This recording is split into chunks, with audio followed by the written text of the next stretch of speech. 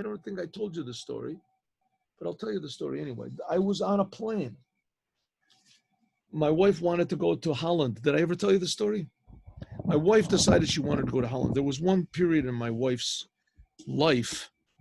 I mean, my wife is still alive, but there was one period in our marriage. My wife decided she wanted to go traveling around. She wanted to see these different places. So, okay, I went along. So I went along and we went to Holland. And we went to Holland in order to see the Van Gogh Museum. There was also a lot of other things over there. Anyway, so we saw Holland. Then one of the more boring places in the world, I have to admit, Holland. So we went to Holland. There's cows over there, nice. There's cows and more cows. And then there's the mountains, there's rivers, and there's mountains, there's waterfalls, and there's mountains, there's rivers. Anyway, every place looks like every other place. So we came back. We're coming back on the plane, and it's the daytime. So, now I come alive. Now I can put on tefillin on people. This is good. So I stand up, and I look at the crowd. And how do you put on, in Israel, how do you put on tefillin? And people who want to put on tefillin. And outside of Israel, I remember that outside of Israel, you have to ask people if they're Jewish. I mean, I was born outside, I was born in America, but I wasn't really religious, and I didn't do much mitzvahim when I was religious in America. It's okay. So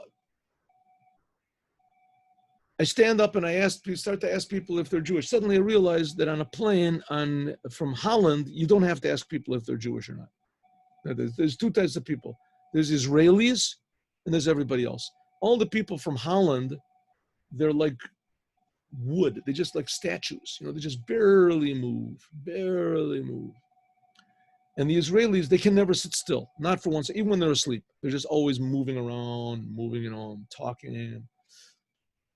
So anything that moved, I just centered in, and I asked them, would you like to put on tefillin?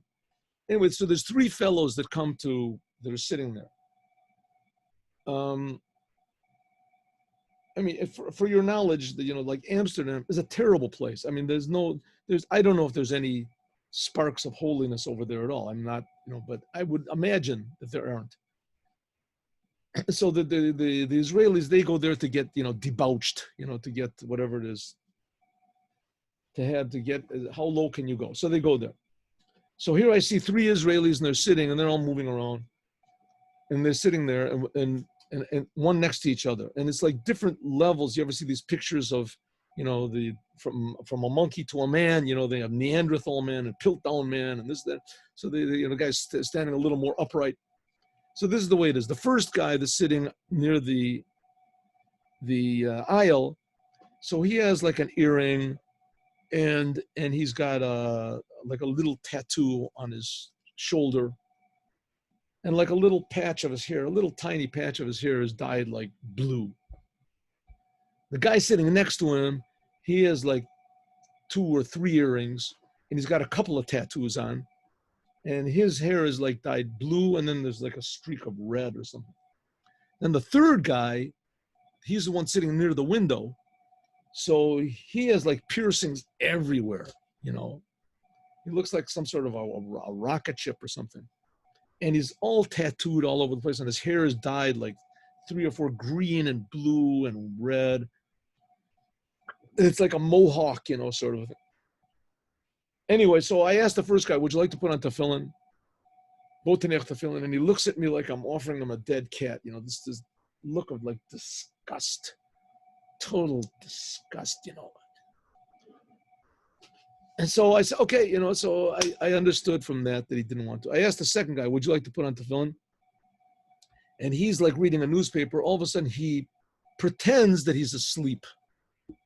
His head just sort of falls over. He's still holding the newspaper. His head just sort of falls over on his left shoulder. And he goes, and closes his eyes, and he's sort of like that. So I figured, okay. So I asked the third guy.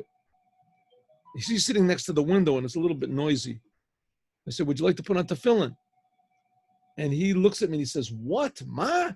So the first guy, he's like gloating with, victory, this foolish religious person, this guy from the dark ages, what's he trying to put on his, get off the plane, get away from us. So he started gloating it like this. And I see that he's just about to say something, the first guy. He's just about to say, will you leave us alone or something? So I said, tefillin. I didn't pay any attention to him. I said to the third guy, would you want to put on tefillin? He looks at me and says, tefillin? Betach, certainly. Certainly I want to put on tefillin. So the first guy, he just takes some sort of a newspaper and he starts reading it. The second guy, he's pretending to be asleep, but he opens up one eye to look and see. And I put tefillin on this third guy. Meanwhile, this is sort of making a little bit, the plane is pretty noisy. And meanwhile, it catches the attention of someone that's sitting in the row in front of them. This non-Jewish guy. So he's sort of the non-Jewish guy keeps turning around and looking. And, I put tefillin on him and I, nod to him, hello. And finally, when I put tefillin on this fellow and he's saying Shema, so I say to him, hello, you want to know what's happening over there? He says, yes. I spoke to him in English. So I said, okay, just wait 1 minute and I'll finish with him and then I'll come, we'll talk. So he said, yes. So I finished putting on tefillin and I go around in front of him. He's sitting in the front row. Like that, it's like in the middle of the plane, but it's the front row in front of the safety door or whatever it's called, escape door. He said, so I said, meanwhile, his two friends are sitting on the other side. They're just sitting there like statues, they're sort of looking at their magazines or whatever. And he's sort of interested. So I said to him, what's your name? He said his name is Lars or something. I don't remember. So I said, hello, my name is Tuvia, and we shook hands. And I said, listen, this is the Jewish people. We've been doing this for a long time, the Jewish people. And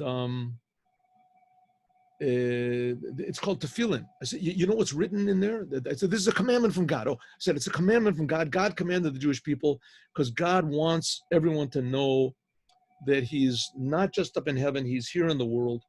And that this is one of his commandments, and you know what it says in this? It's 2 little boxes of made of leather. And there's parchments, and the main one says, listen, Jews, God is one. So he's listening very intently. So you know what it means, Lars, that God is one? It means that God is creating everything in the world from love. And he's doing it for free. He's creating me, he's creating you, he's giving us life, he's giving us everything, constantly from love. So if he's doing everything from love, so we should, if we're doing for love, so we should he's doing it for free, so we should do something for him for free.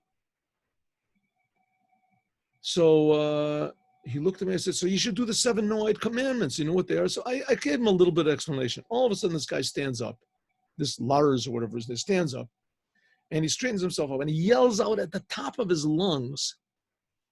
He yells out, which really wasn't so, there was a lot of noise in the plane. And he said, this rabbi is right. And I want to apologize to him for what we have done. The Gentiles have done to his people. We have taken a man and said that he is God, and we have tried to negate the holy commandments. He gave the scream, the holy commandments. So he straightened his tie again. It was all red. Meanwhile, the 2 people that are sitting next to him, they sort of, they sort of moved their heads and they looked at him. And I shook hands and he sat down. Okay, I mean, maybe this guy does this every day, at that time. It could be, I don't know. But it seemed to me that he did it because he was really inspired by what happened. And so I realized from this 2 things. First of all, every Jew deep down wants to do the commandments. If this fellow with all the painting and the tattoos, he did it. And second, that every Jew deep down, he wants to know what God wants from him. Have a good Shabbos, everyone. See you all on Sunday at 8:15. Shabbat